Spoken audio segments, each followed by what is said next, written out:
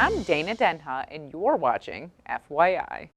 Thousands of people gathered at EMU's Convocation Center to celebrate a World War II cultural icon and set the world record straight. 3,722 individuals from infancy to elderly represented Rosie the Riveter to reclaim the Guinness World Record for the largest gathering of Rosies. It feels thrilling, and the best part is not just being with the world record, but actually just being in the room with all those women at the same time, all focused on the same thing. It's incredible. The previous world record was 2,229 women, set by the Rosie the Riveter National Park in Richmond, California. It's wonderful to see all the age groups that are here, from the several original Rosies that are in their 90s down to, I've seen children that are, infants that are here, and the parents are trying to set a path for them to realize that what women can do in the future. Some of the women shared their personal stories of being a Rosie at the Willow Run Bomber Plant. Rosie the Riveter represents the women of an era that stepped up to fill places or fill jobs when the men had to go off to go to war to serve. And it just shows the strength of women in our community and throughout the country for having to do that. I worked on B-24 airplanes. That was one of the biggest airplanes at that time. I worked on the wings, on Thunder Wing. So we'd have these big wings that come and the conveyors swinging over your head when whatever was done was completed. Rosie the Riveter not only stands for something amazing that happened in our past that we can be proud of because it was momentous in and of itself, but it also symbolizes how even today, if we have that spirit within us, we can do anything. We can achieve any goal we set our minds to. So it also serves to inspire in the future for any ramifications beyond just a specific point in history.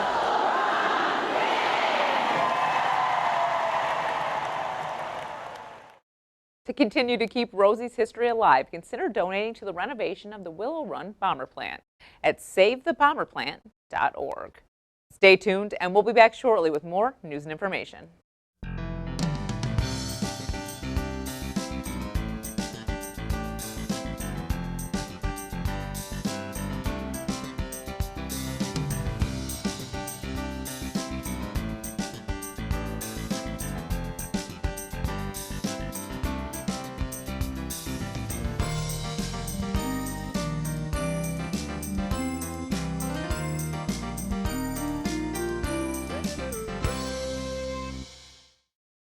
Teens at the Neutral Zone got some insider's intel on the music industry from a successful label that started locally and grew internationally. Ghostly International shared their knowledge with the next generation.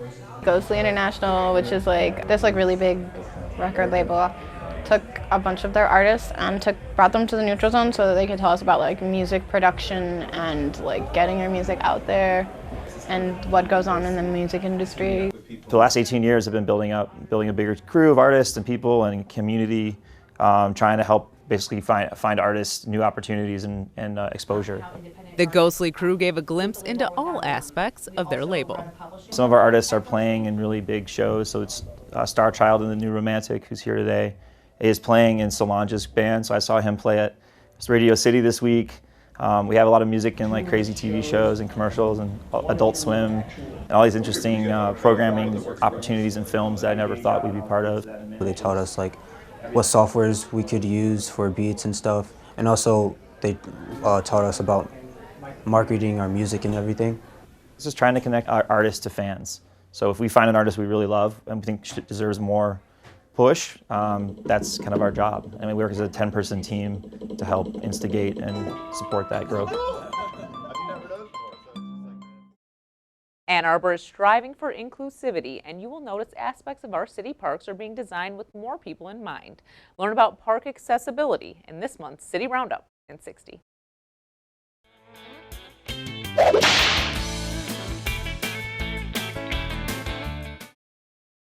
Hi, I'm Hillary Hansel, a landscape architect and park planner with the City of Ann Arbor Parks and Recreation Department.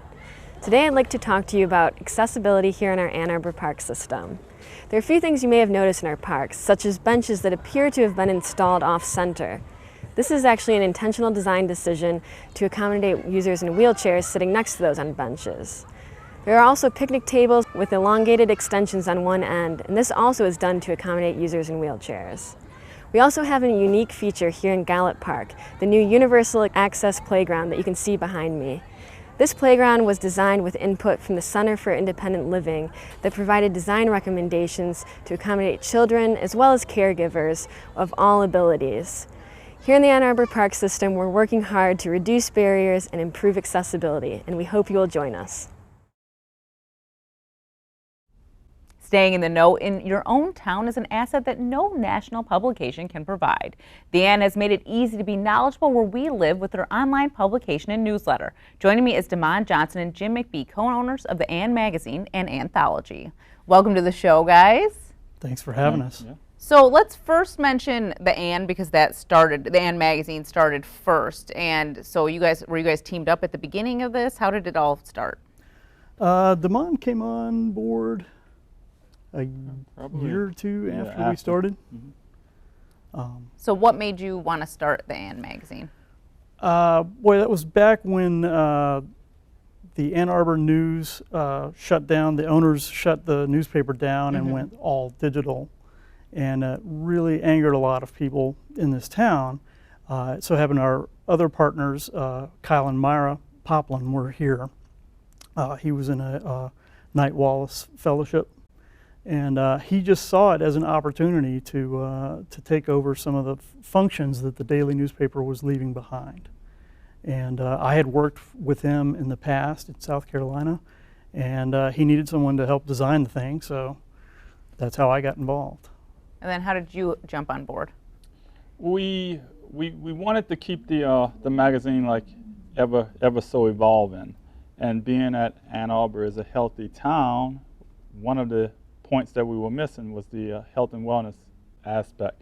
So we kind of got together and said, well, how can we deliver a message and at the same time keep everybody informed about the newest, latest health and wellness trend? And thus I was born. Yeah, so you have a background in health and wellness. Yes. And what is that? Can you explain it to us a little bit? So my military background, I was also the Master Fitness. I did some Army weight control program stuff there. But upon retiring, I opened up a health and wellness studio, training studio. So about 17 plus years of health and wellness, exercise science, and you know, various other certifications. We got together, and there it is. Well, I would definitely say you're an expert in the field then, 17 plus years. So this was, the Ann Magazine started in 2010, but this year you've had a big change and added the Anthology onto it, which is pretty much where you're getting a lot of the information, which is the newsletter that you get to your email. Can you talk about that? Sure. When we started it, we started the magazine because we saw that there was a hole in the news coverage because of the shrinking of the daily newspaper. We weren't the only people who saw that, and there were other people who started, blogging and otherwise trying to perpetrate journalism locally. And it became clear after a while that we didn't really need to put out a full magazine to fill that hole. There were still things that we want to do, but it made sense to try to not really coordinate, but just collaborate with all of these other people in the community who are doing journalism. People who are locally focused in Ann Arbor and Ypsilanti and other towns. And pull that together for people. We have, there's 23 of us that are sources for Anthology. Yeah, so I was kind of wondering, who are you partnering with that's giving you the additional news that you're getting for Anthology? It's I think Ann Arbor District Library was one of them. The library is one of them. It's everything from Monet Tiedemann, who does, just a one person, all she does is she covers school board meetings, Ann Arbor school board meetings. But it's just something that had fallen by the wayside in local news coverage. And people want to know about that. Absolutely. If you got kids in the system, you definitely want to know what's going on. Up through WEMU and the Michigan Daily, which have full reporting staffs. So it's kind of a range. And so the anthology, how often are you sending that out to people? 5 days a week. So you get new ones every single day, pretty much every single work day? I do take some holidays off. Well, that's well deserved, I'm sure. Well, it's not something that you could do in the newspaper business, but when you have your own publication, you can kind of do what you want. So when you talk about what are like some of the maybe the hottest topics that people like to hear about, and even like if you could mention your specific health and wellness areas that maybe people are really interested in. Mm-hmm. Well, on that note, I mean, we do every Friday. We do have a Fitness Friday. So every Friday we'll have a short video and some instructional type stuff for health and wellness. We made sure to include that once a week now, and it's still growing. So we'll see where it's going as we develop more. But mainly, I mean, we cover a bit of everything. The hottest topics. You want to expound on that? Boy, it's the year of protest. I've definitely noticed that, yes. So every morning when I go through all these sites to see what's the lead story, or looking for that lead story, frequently it has been a protest or a march or some kind of dissent. Mm-hmm. So I would say that's probably number one this year. Do you have anything that maybe is like a pet project for either one of you that you really enjoy reporting on yourselves? Are you specifically reporting on stuff yourself, or is it more just working in collaboration with other entities? Well, we continue to hire freelancers to do those centerpiece stories, which are like long, more in-depth sort of news coverage with perspective. So our most recent one is about was writing about immigrants, undocumented immigrants, and what their experience has been like here in Washtenaw County, and the sort of contrast between the warm welcome that they have gotten here, but then the fear that they live under, particularly now when there's threats of deportation, ICE agents coming into town and arresting people. So have you had any reaction from readers about the anthology now that they're getting it 5 days a week? I mean, we get letters to the editor, basically. At the start, we got a whole lot of, oh, this is great, I really love it, and then that died down, and now we just get sort of regular topical letters. So people want to talk about bikes versus cars. Oh, I'm sure that's a hot topic in this area. So you get a lot of, and nobody will see eye to eye on that, but that's one of the frequent topics that we get. All right, well, we're just about out of time, so if you could tell people first how they can sign up to get the Anthology newsletter and why they should check it out. Go to theannmag.com and you'll find sign-ups on just about every page there. Okay, that's good to know, yeah. And why should they check it out? Do you want to know what's going on in your town? I mean, this is a a pretty good way to do it. You just can't get it from one source anymore, and I do the work every morning of looking at 23 different sources for you, so you don't have to. And I just pull it together and try to give you a 30-second to 5-minute read. Damon, did you want to add anything on there? Or? I think Jim did a phenomenal job as always. That's why you're in charge. Keep an eye out for his fitness videos. Yeah, any newest, latest trends in health and wellness, they are there. So definitely continue to follow us. Any hot topics, with health as well.